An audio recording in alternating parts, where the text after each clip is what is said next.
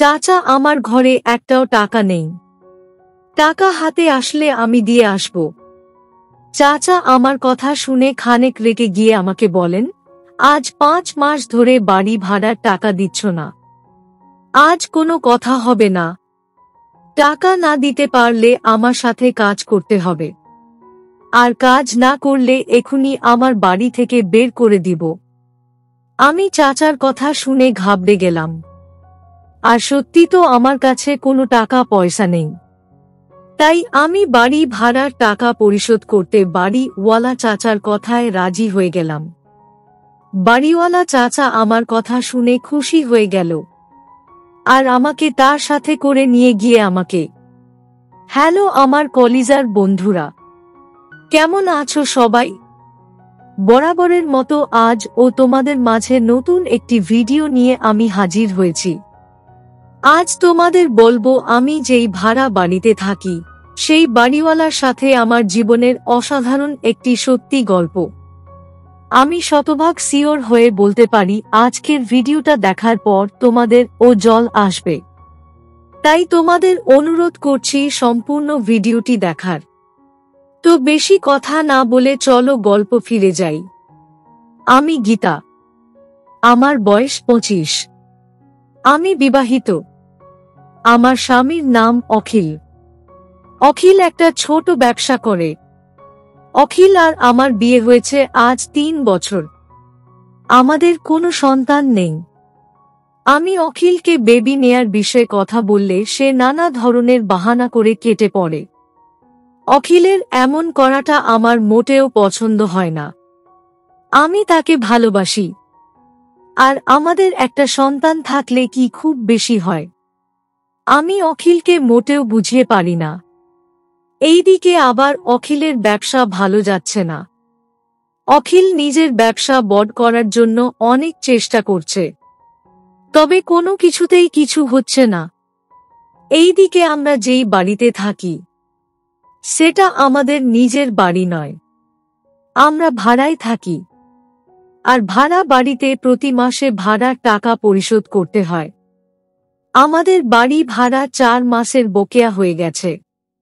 বাড়িওয়ালা রোজ বাড়ি ভাড়ার টাকার জন্য আমাকে কথা শোনায়। আমি আর কি করব? আজ নয় তো কাল, কাল নয়তো পরশু বলে কোনো মতে চালিয়ে নিচ্ছি। তবে এমন করে আর কয়দিন? বাড়িওয়ালা চাচা ও বা আর কয়দিন ধৈর্য ধরবে? আমার নিজের বিবেকের কাছেও আমি বন্দী হয়ে গেছি। তাই রেগে গিয়ে আমি আমার স্বামী অখিলের সাথে ঝগড়া করি। অখিল ও আমার উপর রাগ করে বাড়ি থেকে চলে গেছে সকলে। যাওয়ার সময় বলে গেছে সে আর আসবে না। যদিও আমাদের মাঝে প্রায় সময় একটু আধটু ঝগড়া হয়েই যায়। আর দিন শেষে অখিল ঠিক বাড়িতে ফিরে আসে। তাই আমি অত কিছু চিন্তা করিনি। আমি সারা দিন আমার মতো করেই সংসার সামলে নিলাম। বিকেলের দিকে আমার স্বামী আমাকে ফোন করল। আমি ফোন রিসিভ করতেই অখিল আমাকে বলল, গীতা আমি একটা কাজে আটকে গেছি। আজ রাতে বাড়িতে না ও ফিরতে পারি। আগামীকাল সকালে বাড়ি আসব। আমি অখিলের কথা শুনে খানেক অবাক হয়ে গেলাম। আর অখিলকে বললাম, সে কি কথা? আমি একা বাড়িতে থাকবো কেমন করে? আমার একা থাকতে ভয় করে। এটা জানো তো তুমি? অখিল আমাকে শান্ত গলায় বলল, আরে একটাই তো দিন, একটু ম্যানেজ করে নাও। তাছাড়া সকালে তো আমি আসছি, ভয় পেতে হবে না তোমায়। আমি বললাম, তুমি কি বুঝবে? একদিকে বাড়িওয়ালা চাচা মাথা খারাপ করে দিচ্ছে, আর অন্যদিকে তুমি আমার মাথা খারাপ করছো। কোথায় যে যাব আমি সত্যি বুঝতে পারি না এখন। অখিল বলল, আরে এত কথা কেন শোনাচ্ছ? বললাম তো সকালে বাড়ি আসছি। ভালো কথা বলতে কল করলাম। এখানেও শান্তি নেই। অখিল নিজের কথাটা শেষ করতেই কলটা কেটে দিল। আমিও অখিলের উপর অভিমান করে থাকে আর কল করিনি। রাতের দিকে আমি রান্না সেরে খাবার খাচ্ছি। এমন সময় আমার ঘরের দরজায় কেউ কড়া নাড়ল।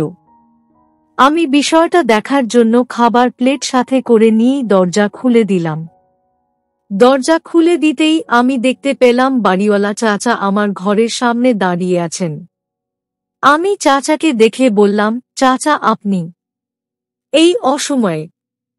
বাড়িওয়ালা চাচা বলল, কি আর করব, তোমরা তো আমাকে শান্তিতে থাকতে দিবে না বলে পণ করেছ, তাই আসতে হলো। আমি চাচাকে বললাম, আসলে চাচা আপনাকে বলার মতো কোনো ভাষা নেই আমার কাছে। চাচা আমি অনেক চেষ্টা করেছি টাকার জোগাড় করতে, কিন্তু কোনোভাবেই টাকার জোগাড় করতে পারিনি। আপনি আমাকে আর 2 দিনের সময় দিন, আমি প্রয়োজন পড়লে আমার অলংকার বিক্রি করে আপনার টাকা পরিশোধ করে দিব। আমার কথাটা শুনে বাড়িওয়ালা চাচা এক গাল হেসে আমাকে বললেন, বিক্রি করার মতো গহনা আছে তোমার কাছে? যাগ্গে শেষ ছাড়ো, খাবার খাচ্ছ যখন তখন আমি কিছু বলবো না, আগে খাবার খেয়ে নাও, তারপর কথা বলবো। আমি মাথাটা নিচু করে ফেললাম আর বাড়িওয়ালা চাচাকে বসতে দিয়ে খাবার শেষ করতে চলে গেলাম। বাড়িওয়ালা চাচা সত্যিই বলেছেন, বিয়ের আগে আমার বাবা মা আমাকে এক জোড়া কানের দুল গড়িয়ে দিয়েছিল। আমার কাছে সেই দুলগুলো ছাড়া আর কোনো গহনা নেই। বিয়ের পর তো অখিল আমাকে কিছুই দেয়নি। আমার কানের দুলগুলো বিক্রি করলে বড়জোর 1 মাসের ভাড়ার টাকা হবে, সেই টাকা দিয়ে কিছুই হয় না। আমি চুপচাপ খাবার খেয়ে নিলাম। খাবার খেয়ে নিয়ে আমি বাড়িওয়ালা চাচার সামনে উপস্থিত হতেই বাড়িওয়ালা চাচা আমাকে বললেন, এবার কাজের কথায় আসি। তোমাকে আমি অনেক সময় দিয়ে ফেলেছি, আর সময় দেয়া যাবে না। আমার টাকা আজকেই দিতে হবে, আর তা না হলে এই বাড়ি ছাড়তে হবে। আমি বাড়িওয়ালা চাচাকে বললাম, চাচা আমি একা একটা মেয়ে মানুষ, এত রাতে বাড়ি থেকে বেরিয়ে গেল, থাকবো কোথায়? একটু বোঝার চেষ্টা করুন। চাচা আমাকে ধমক দিয়ে বললেন, অনেক বুঝেছি, আর বুঝতে পারবো না।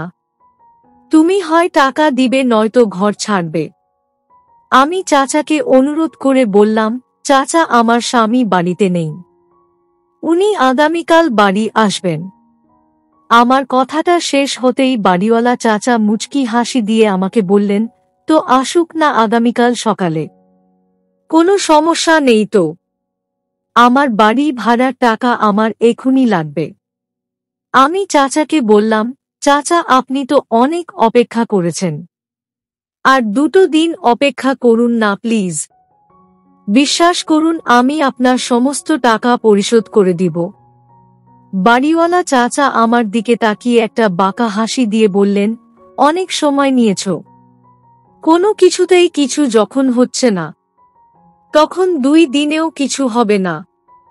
আমি তোমার সাথে বেশি কথা বলতে চাই না, আমার টাকা আমাকে এখনই দিবে ব্যাস। আমি এবার ভীষণ অসহায় হয়ে পড়লাম।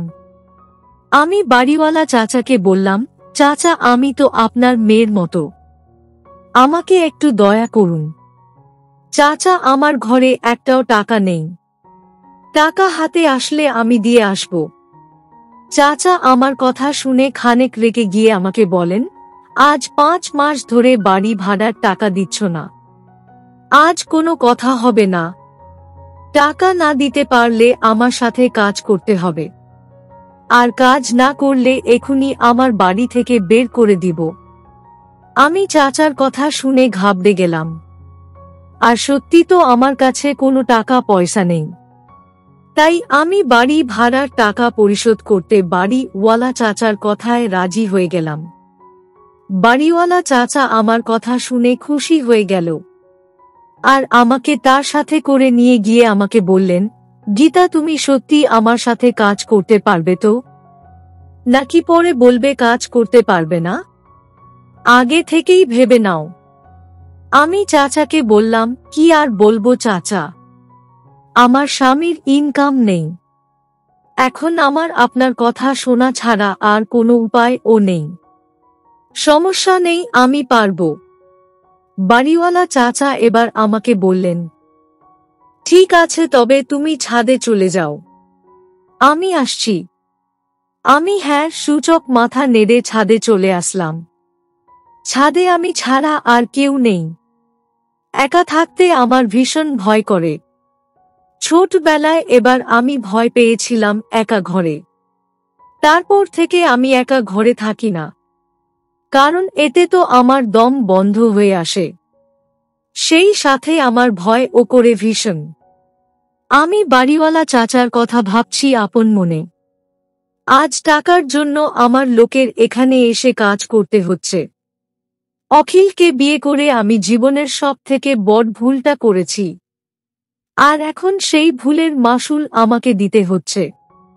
আমি নীরবে কিছু সময় অপেক্ষা করার পর বাড়িওয়ালা চাচা ছাদে আসলেন, আর আমি তার সাথে অনেক কাজ করলাম। চাচা আমার কাজ দেখে খুশি হলেন। কাজ শেষে চাচা আমাকে বললেন, আজ থেকে তোমার আর বাড়ি ভাড়া দিতে হবে না। আজ থেকে আমার সব কাজ তুমি করে দিলেই হবে। চাচাকে জিজ্ঞেস করলাম, সত্যি চাচা, আপনি আমার থেকে আর টাকা চাইবেন না? চাচা মুচকি হাসি দিয়ে বললেন, পাগলি মেয়ে একটা, এত ভালো কাজের লোক আমি টাকা দিয়ে কোথায় পাবো? আমার আর টাকা লাগবে না, সব সময় আমার কাজ করে দিলেই হবে। আমি চাচাকে বললাম, ঠিক আছে চাচা, যেমনটা আপনি বলবেন। বাড়িওয়ালা চাচার সাথে আরো কিছু সময় কথা বলার পর আমি নিজের ঘরে চলে আসলাম, আর বিনা চিন্তায় শান্তির একটা ঘুম দিলাম। সকাল বেলা অখিল বাড়িতে আসলো, আর আমাকে জিজ্ঞেস করল। গীতা আসার সময় বাড়িওয়ালা চাচার সাথে দেখা হলো। উনি তো টাকা চাইলেন না, ব্যাপার কি?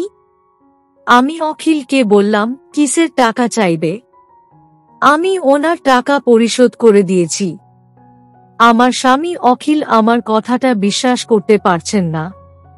আমি অখিলকে গতকালের সব কথা খুলে বললাম। অখিল আমার কথা শুনে মুচকি একটা হাসি দিয়ে বলল, সত্যি গীতা, তুমি যদি না থাকতে তবে আমার কোনো অস্তিত্ব থাকত না। তুমি আমার অনেক বড় উপকার করেছ। আমি কখনো ভাবতেও পারিনি তুমি আমাকে এমনভাবে সাহায্য করবে। আমি অখিলকে বললাম, স্বামী স্ত্রী যদি একে অপরকে সাহায্য না করে তবে কেমন করে হবে? তুমি টাকা নিয়ে চিন্তা করো না, আমি সব ম্যানেজ করব। অতঃপর রোজ আমি বাড়িওয়ালা চাচার বাড়িতে যাই কাজ করে দিতে। এখন আমার স্বামী অখিলের ব্যবসা ও ভালো হচ্ছে, আর আমাদের সংসারে এখন মোটামুটি সুখ ও আছে। জীবনের মোড় কখন কোন দিকে ঘুরে যাবে তা বলা দেয়। যে কোনো সময় যে কোনো পরিবর্তন আসতে পারে, আর আমাদের প্রত্যেকের উচিত জীবনের সব বাধার সাথে লড়াই করে টিকে থাকা। আমার স্বামীর একার পক্ষে সংসার চালানোটা কষ্টকর হয়ে পড়ছিল, তাই আমি সুযোগ বুঝে তাকে সাহায্য করলাম। এতে আমার ও ভালো লাগলো। বিধাতা এমন করেই যেন আমাকে সব সময় ভালো রাখেন, এটাই শুধু চাওয়া। তো বন্ধুরা, এই ছিল আমার বাড়িওয়ালা চাচার সাথে আমার জীবনের একটি সত্যি ঘটনা।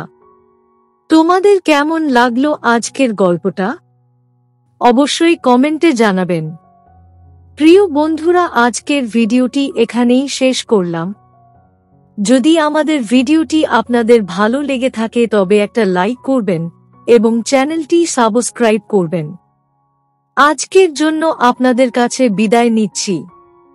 দেখা হবে আগামীকাল নতুন একটি ভিডিও নিয়ে। সে পর্যন্ত সবাই ভালো থাকবেন। ধন্যবাদ।